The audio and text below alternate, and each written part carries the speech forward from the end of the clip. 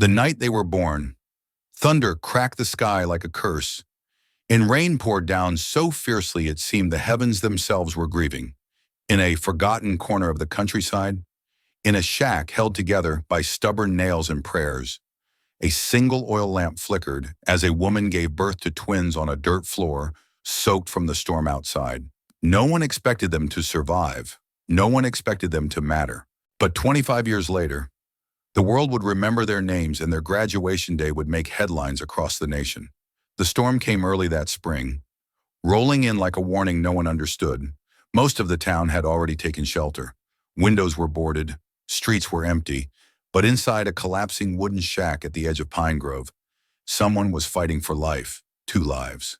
Margaret Holloway, barely 30 and already worn thin by years of loss and labor, was in labor again, but this time, no doctor came. Her husband, Charles, had passed in a construction accident 2 months earlier, leaving her with nothing but his last name and a pair of calloused hands that still remembered how to love. She bit into a piece of cloth to muffle the screams. The midwife who promised to come never made it through the flood. Alone, she reached down, praying for strength, praying that the thunder outside wouldn't be the last sound her children heard. By dawn, the rain had slowed to a steady whisper, wrapped in an old flannel blanket. Margaret held 2 tiny beings close to her chest, a boy and a girl, both crying, both alive.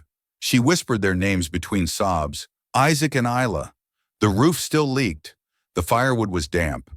There was no crib, no nursery, no hospital bracelet to mark their arrival into the world. Just a mother, broken and brave, cradling hope in human form. Outside, the sun peeked through the clouds for the first time in days, and though no one in town noticed, something quietly shifted in the air, because on that rainy night, the world had changed. It just didn't know it yet. By the time Isaac and Isla turned 5, the rain from their birth had long faded, but poverty still clung to them like damp clothes that never dried. They grew up in that same creaking shack at the edge of Pine Grove, with splinters in the floorboards and wind that slipped through the cracks in the walls like an uninvited guest. Margaret did what she could. She picked up cleaning jobs in town, homes where children had toys and beds that didn't smell like mildew. Sometimes, she came home with leftovers wrapped in napkins, tucking them into her apron with trembling hands. Most nights, the twins pretended to be full. Shoes were a luxury. For most of their childhood, Isaac and Isla went barefoot, even through the snow. The soles of their feet grew thick and calloused, just like their hearts had to. At school, they sat at the back, always quiet, always together. They didn't raise their hands, not because they didn't know the answers, but because they didn't want attention. The smell of wood smoke from their clothes, the way Isla's hem was always too short, or Isaac's cuffs too long. They knew what others noticed. But teachers noticed something else. Mrs. Callahan, the librarian, watched how Isla devoured every book within reach, her fingers trailing under every word, her eyes wide like she was discovering magic on every page. And Mr. Lennox, the science teacher, once found Isaac building a pulley system out of old curtain strings and plastic bottles behind the school. When he asked where he learned it, Isaac just shrugged. "We didn't have a stroller growing up," he said. "Mama used ropes and baskets. I just remembered. They were poor, but they were bright. And no matter how hard things got, Margaret never let them forget one thing. You weren't born with money," she said, "but you were born during a storm, and children of storms don't break. They grow."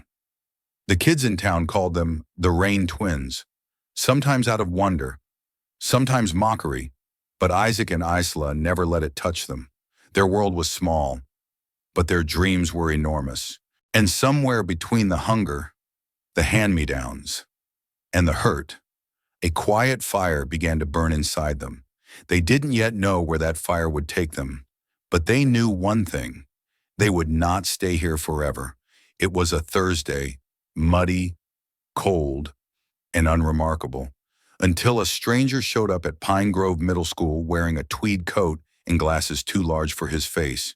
"Mister?" Aldridge was a guidance counselor sent from the state to visit rural schools and evaluate potential scholarship candidates. He was late, tired, and unimpressed by the school's dim hallways and flickering lights. Most of the teachers assumed he'd skim through a few folders, shake a few hands, and leave before lunch. But something unexpected happened when he walked into the 7th grade classroom. At the back of the room, he noticed a boy with worn sleeves sketching a bridge on the edge of his worksheet. Each beam labeled, each joint calculated. Beside him, a girl was reading a novel 2 grades ahead, lips slightly moving, her pencil underlining metaphors in the margin like a professor. Mr. Aldridge asked who they were. "The Holloway twins," said the teacher, without looking up. "They're different." When the bell rang, he caught up with them outside by the old water fountain. Isla was stuffing her book into a frayed backpack, and Isaac was tying a knot into a string he wore around his wrist. "Mind if I ask you two a few questions?" Mr. Aldridge said, crouching slightly, as if not to scare them. They nodded, eyes cautious. No adult had ever taken this kind of interest before, at least not with warmth in their voice. For the next 20 minutes, he talked to them about science, poetry, and the stars. He asked what they wanted to become. Isla said, "A teacher." Isaac whispered, "An inventor." Mr. Aldridge saw it right away. Curiosity sharpened by hardship. Intelligence is shaped by necessity. It reminded him of students he'd seen rise from the most unlikely places. The problem was, there were no applications. No parent had filled out any forms. No one had nominated them. The deadline for the state's early advancement program was midnight that same day. He looked at the twins one more time, then made a decision that would alter the course of their lives. He drove to their house that night. Margaret answered the door, sleeves rolled up and eyes tired from cleaning 2 homes back to back. She thought he was a bill collector. "I'm here because of your children," he said gently. "They deserve a shot." Margaret listened, one hand still on the doorknob. She didn't know what to say. No one had ever shown up for her children like this before. "I'll help you fill out the forms," Mr. Aldridge continued. "We'll scan them from the school. All I need is your permission." Margaret said yes, not because she fully understood the opportunity, but because something in his voice made her believe it was real. By midnight, the application was submitted. It almost didn't happen, and if it hadn't, perhaps no one would have ever known the names Isaac and Isla Holloway, but the Rain twins, once again, caught the wind at the last possible moment. The scholarship came with conditions: a full ride to an elite boarding high school across the state, uniforms, dorms, meals, and everything in between. It was more than Margaret had ever dreamed for her children, but it also meant something she'd never imagined: separation. The twins had never been apart, not for a single night. They shared everything: bed, stories, silence, even hunger. Their bond wasn't just emotional, it was survival. So when the acceptance letters arrived with 2 identical envelopes marked with gold seals, excitement was quickly replaced by dread. It wasn't because they didn't want to go, it was because, for the first time, the future meant distance. Isla was eager. Her heart ached for books she couldn't find at the Pine Grove Library, for teachers who saw her not as a poor girl from the wrong side of town, but as someone who might matter. She packed days early, folding and refolding the same 2 sweaters and clutching the copy of Jane Eyre she borrowed and never returned. Isaac hesitated. He kept telling himself he'd go. He told Isla, too, but in secret. He lingered at the edge of the woods behind their home, carving tiny machines from broken tools and scraps of wire. He didn't know how to exist without her. One night, just 3 days before departure, they argued for the first time. "You're scared," Isla said, arms crossed. "No," Isaac replied, one eyes down. "I just don't think it's the right time." "There won't be another time," she whispered. "We are the time." She didn't sleep that night, neither did he, but in the morning, when the bus pulled up along the dirt road, Isaac stood beside his duffel bag in one hand, the string he always wore still tied around his wrist. They didn't speak much on the ride, but they sat shoulder to shoulder, their heads touching once as the bus bumped along. The school was everything they'd never seen. Brick towers, manicured lawns, and students who had never skipped lunch in their lives. It was intimidating.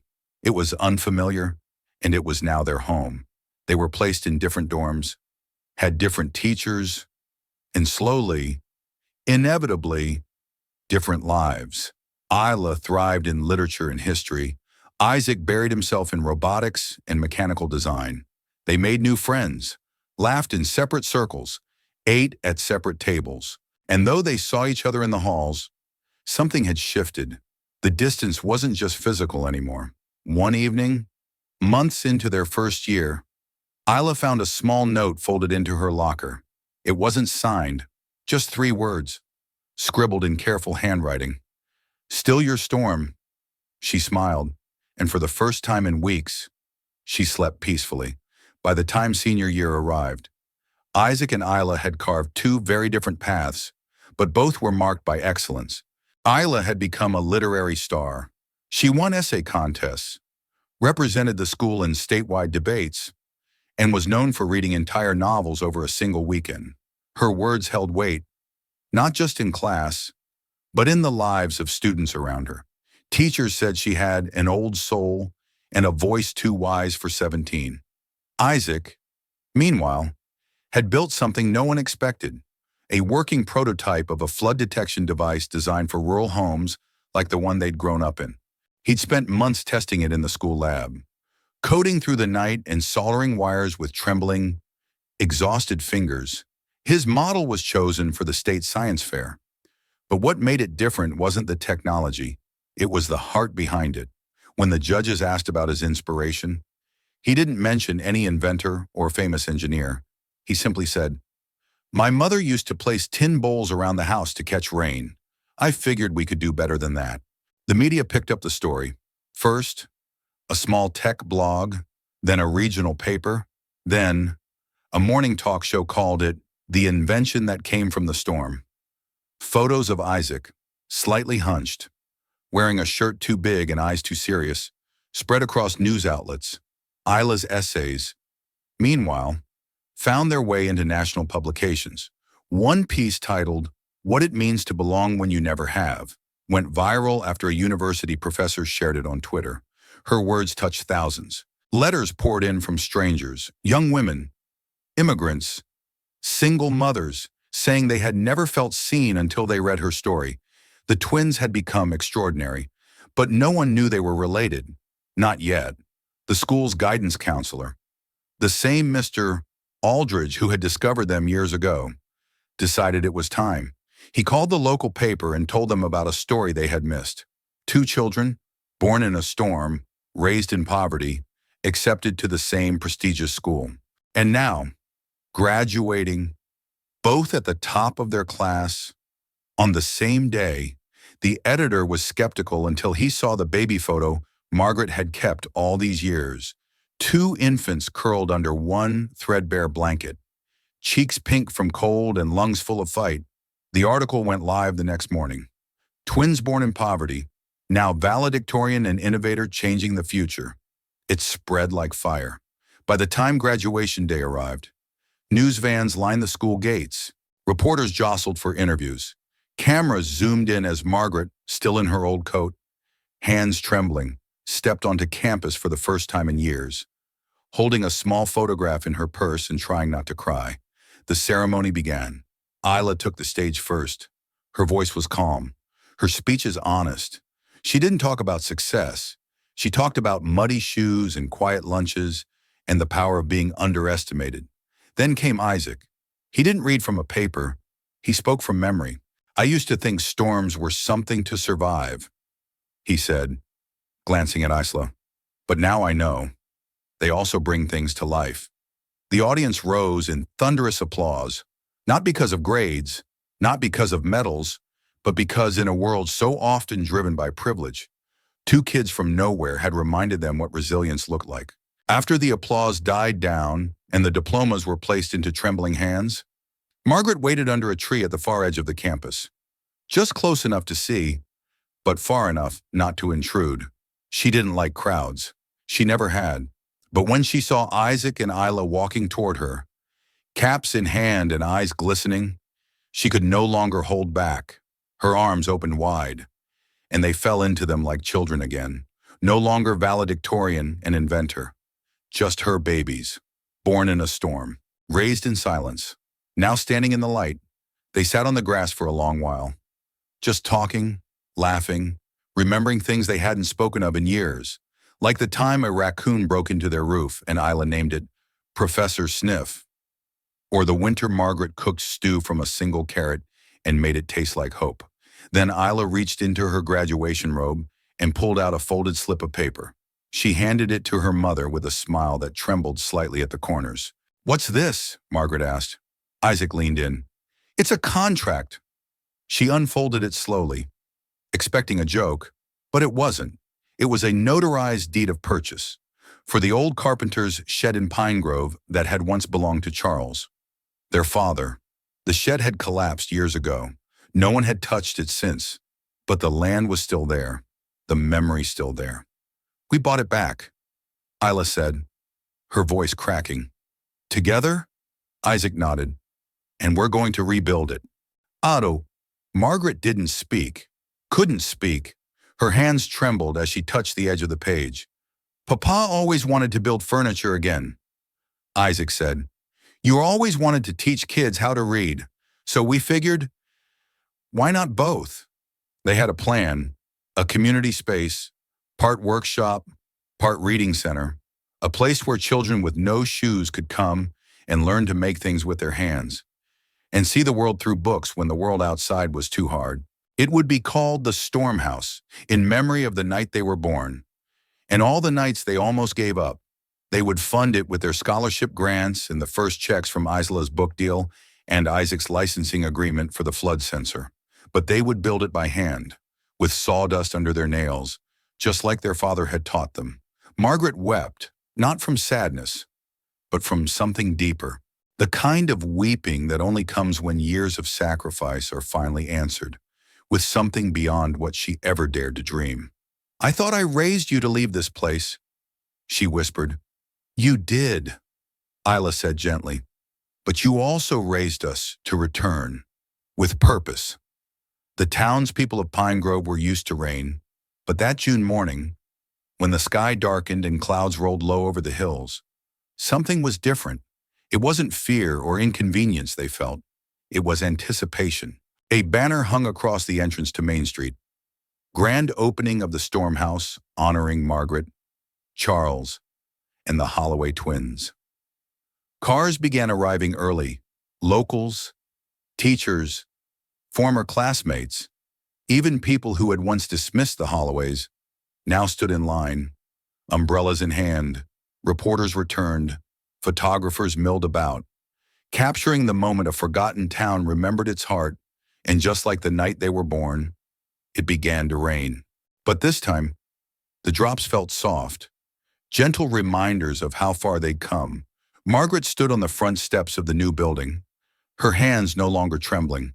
Beside her stood Isaac in a crisp shirt with sawdust still clinging to his sleeves, and Isla in a soft blue dress that fluttered in the breeze like a page turning. The Storm House was beautiful in its simplicity.